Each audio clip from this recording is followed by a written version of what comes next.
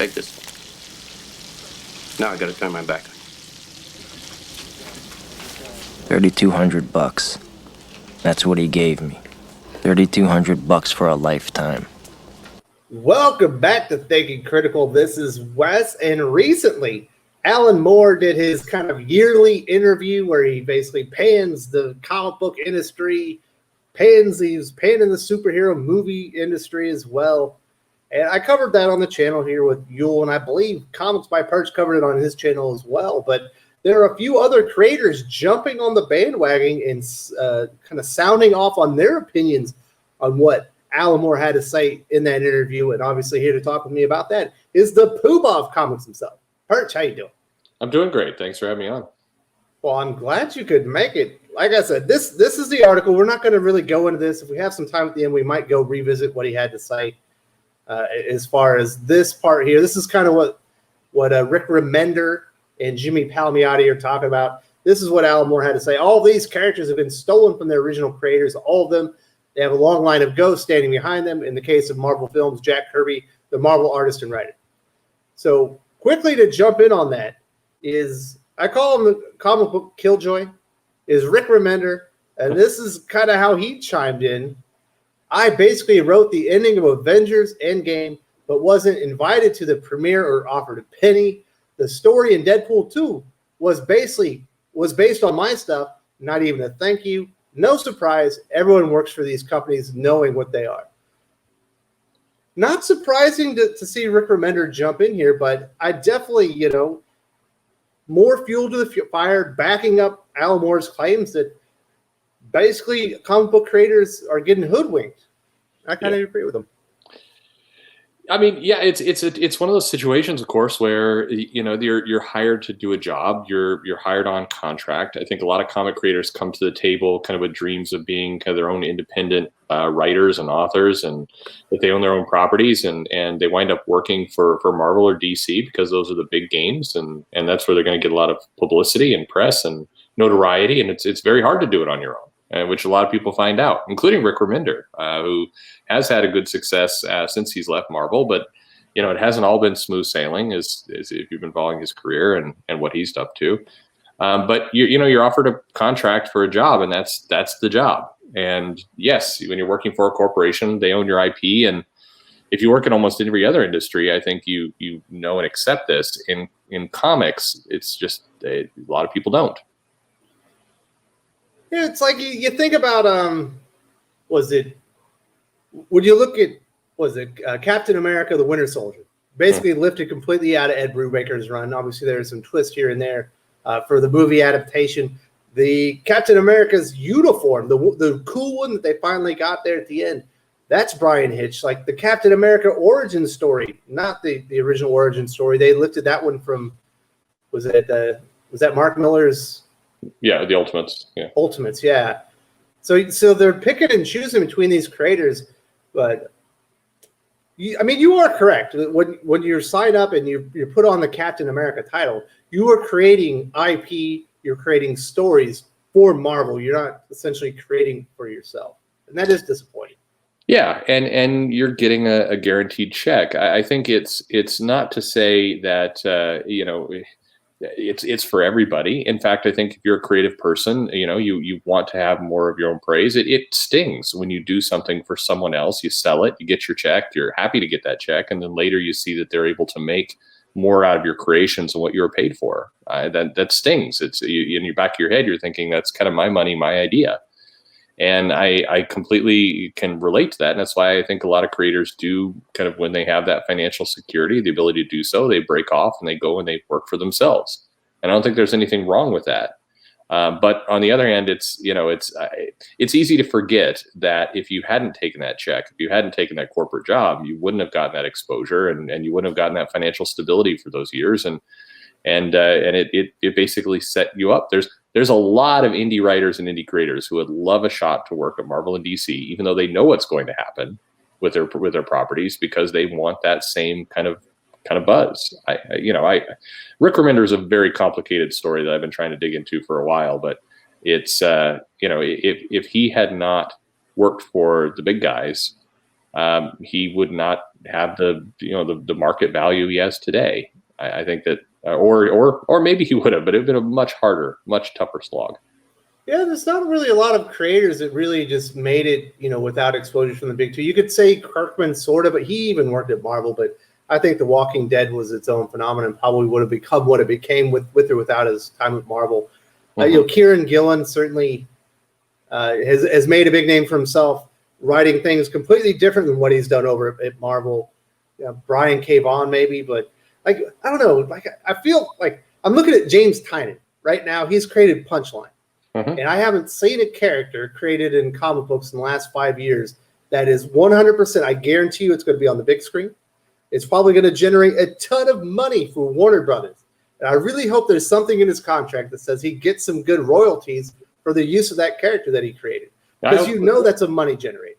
Yeah, I hope so too. I really hope so. I think, I do think that in a lot of cases, the imbalance between what a creator is paid and what the ultimate value of that IP gets is out of whack. I do think that there's definitely an argument to be made there.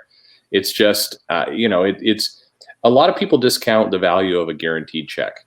And in a lot of cases, even some of these creators that didn't get, Kieran Gillen is a good example. He does have a good indie career. He has done quite a bit with it. But he was able to build some of that indie career while getting a regular paycheck. He had a job at Marvel that wasn't necessarily the best. He was pushing out on his own avenues, and good for him for doing that. But he was able to do so with the financial stability of knowing that he had a check, knowing he had a guaranteed check coming from Marvel for a period of time, and that allows you, that freedom allows you to be calmer as a person. It allows you to make your own kind of decisions, and I think that's where a lot of this stuff comes from. So it's always tough when I see this argument. And I do also think there's a little bit of an exaggeration. I don't know that Rick Remender basically wrote the ending of Avengers Endgame. I think that's, I don't know that that's a completely accurate take, but I don't believe so either. I think he's specifically referring to Captain America being aged up and handing the shield over. Yeah. Which, sure. But other writers have taken a crack at that too. Part of the ending. The other factor a lot of these folks also don't mention is that as they put this stuff, the story of Deadpool 2 is based on my stuff, not even a thank you. That's fine. But you could also argue, hey, did you give a thank you to a Rob Liefeld or somebody who worked on Deadpool before you, who helped create that character? And everybody built on everybody else's work. So I'm always dubious a little bit when creators come out and they say, this was mine, I did this was all mine, and I deserve more. I think you can follow that chain down, kind of like Alan Moore's actual original comment was. You can follow that chain down to quite a few people, and the lack of recognition, it cuts both ways. And it's obvious there's a tradition in comic book industry, and this is why I'm probably more sympathetic to the creators' plight than maybe some other people. Like you think of who was it, Schuster and Siegel, who created Superman. I can't remember which one exactly was like homeless and destitute. Yeah.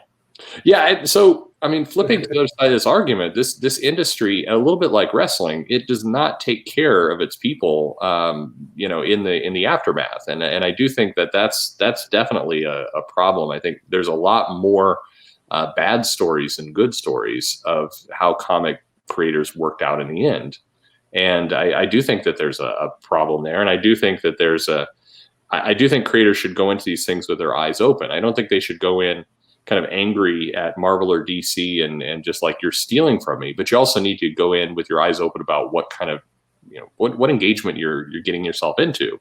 They own all your IP, they own your ideas, they own what you create.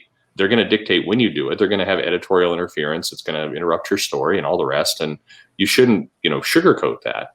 And I think a lot of creators who go in and understand that balance, and maybe Kieran Gillen is a good example of somebody who had an indie comic, went in, did some stuff, got a regular paycheck, used it to leverage other deals, is made sure that he's taking care of himself outside of comics, putting his best ideas there. I think that's smart. I don't think the industry does the best job of preparing creators for that. And frankly, I don't think creators prepare each other for that well either. Perfect segue. So the next thing he talked about, there will never be a comic creators union a total lack of solidarity. People still make Watchmen comics knowing full well it broke every promise DC made to Moore. No one gives a shit. And that therein lies the problem. Another great example of kind of like wrestling, where they're kind of, they're independent contractors. They're all trying to get that top billing. And, it's a cutthroat industry, and they're never going to be able to really get together as one cohesive unit and have their voices heard and their best interests be put forward. You know what I mean? Oh, yeah.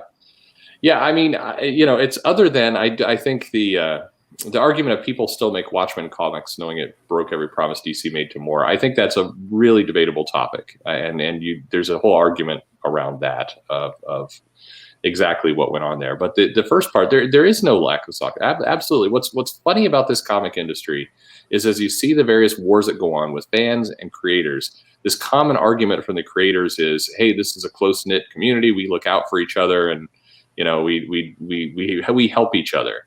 But in reality, the exact opposite is usually true. This is an incredibly gossipy, catty industry where people backstab each other on a regular basis.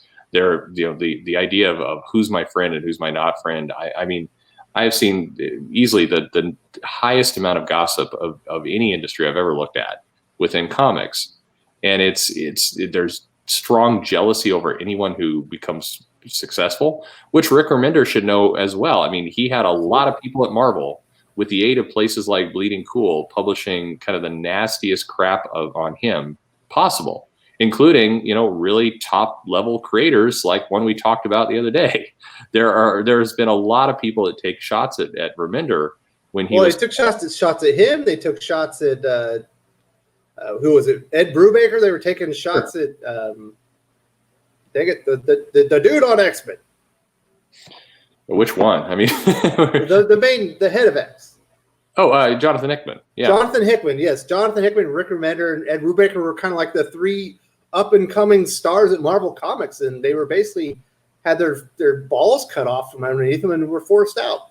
They were. No, I mean, there was a lot of very nasty gossip. There were a lot of Marvel creators, and again, I remember that's one reason why I'm frustrated with some of the current crowd at Marvel, who happily participated in smearing Remender for this storyline with Falcon and the girl that she was underage, and they deliberately encouraged headlines that attacked this guy because he was becoming very successful. And you hear about the various cliques and the stuff of like Bendis's crowd and other crowd. I mean, it's just think about C.B. Cebulski. As soon as he was announced to be the new editor-in-chief, he's going to be in charge of essentially everybody.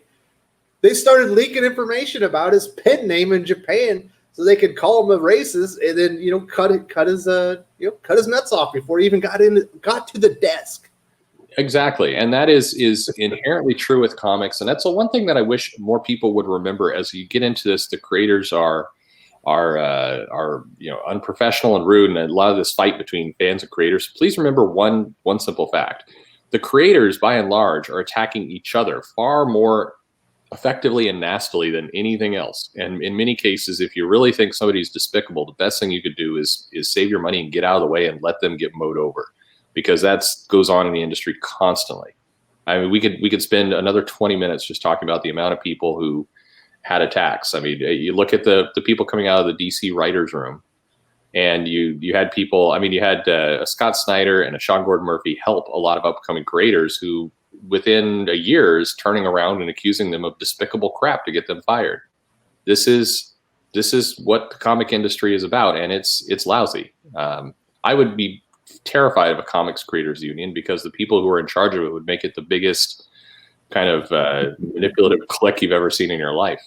Like the worst lawyers in the world be charged of that one. So the last thing we'll talk about is Jimmy Palmiotti, kind of the comic book nice guy. He doesn't really ruffle a lot of feathers, but he chimed in on as well. This is in response to one of Rick Remender's tweets. He said, well said, and we were not consulted with anything Harley, which I do find interesting because the actual creator of Harley Quinn is still alive. Why wouldn't you just consult that guy? And I'm sure that they did. We hope that they will step up and be better, but in the end, they usually do not care. It's why we do creator-owned. The people that love our work deserve to know the truth. And I think that's the key right there. Do creator own. If you're Donny Cates, yes, get your name out there. Be the highest selling writer over at Marvel Comics. Make a pretty decent King in Black, Absolute Carnage. But make sure that you're doing your crossover. You're doing your Werewolf. That you're doing your God Country and all that stuff, and get your own IP library build up like what Remender has done, like Jonathan Hickman has done. Because in the end, nobody's going to look out for you like you. You know what I mean? No, exactly. I think you should understand the balance of what this relationship is all about. Big companies are going to give you a paycheck, stability, continuity. That's helpful for you as an employee, but you should need to be remembering yourself and your own career. In this case, your own career is your creator-owned stuff, what you do on the outside. That's what you should focus on. I think I think Jimmy has it mostly right. I do think it's funny sometimes the complaints are, we weren't consulted. I mean, hopefully it means we weren't paid or they didn't bring us in to give us more money for this.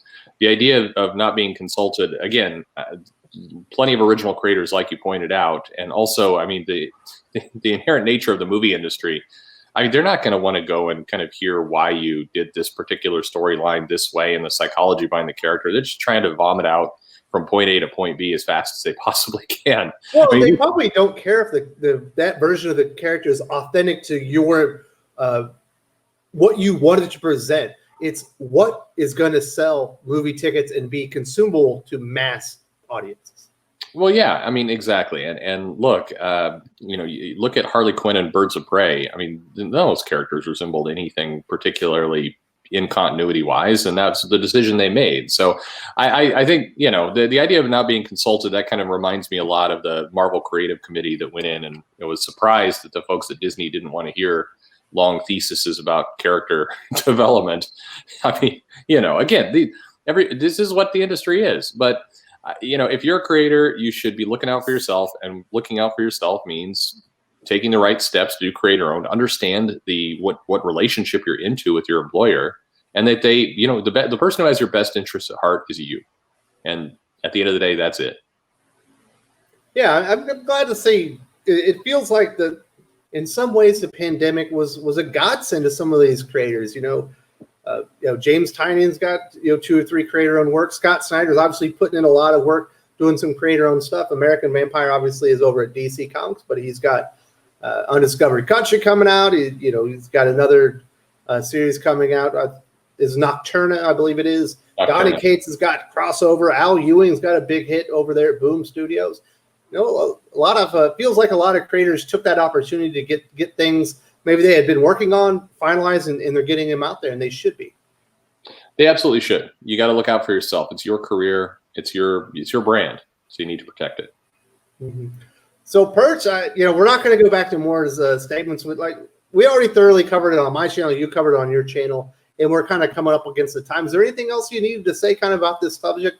I thought it was interesting to see some people chime in on this, and thought we could have another good discussion about it. Yeah, no, I appreciate having the discussion. It's an interesting topic. It's got a lot of nuance to it, so it's not necessarily cut and dry. But I think we tried to cover it. So now I'm curious what your audience has to say. Absolutely, we definitely want to hear your thoughts in the comments section. Are you completely pro Moore on this one? I was kind of 50-50. I think he was on the mark some places and off the mark other places. I think Perch kind of came with the same conclusion. I do really appreciate the time today, my friend. If you enjoy Perch's comments, but you haven't subscribed to his channel, are you crazy? There's a link in the video description. There's also going to be an icon on the channel that says Comments by Perch. You can select that, go to his channel, and subscribe that way. Dude's got like three videos a day about the industry. He loves it. He lives and breathes comic books, people. Too much, yeah. If you enjoyed this video, please give it a like. I would appreciate it very much. It helps us attract more views for the channel. Subscribe for future commentary, comic book news, and reviews. And don't forget to ring the bell for notifications. If you want to talk comics, movies, and much, much more, you can follow me on Twitter at Wes_from_TC. With that, Salamat Po, and I'm out.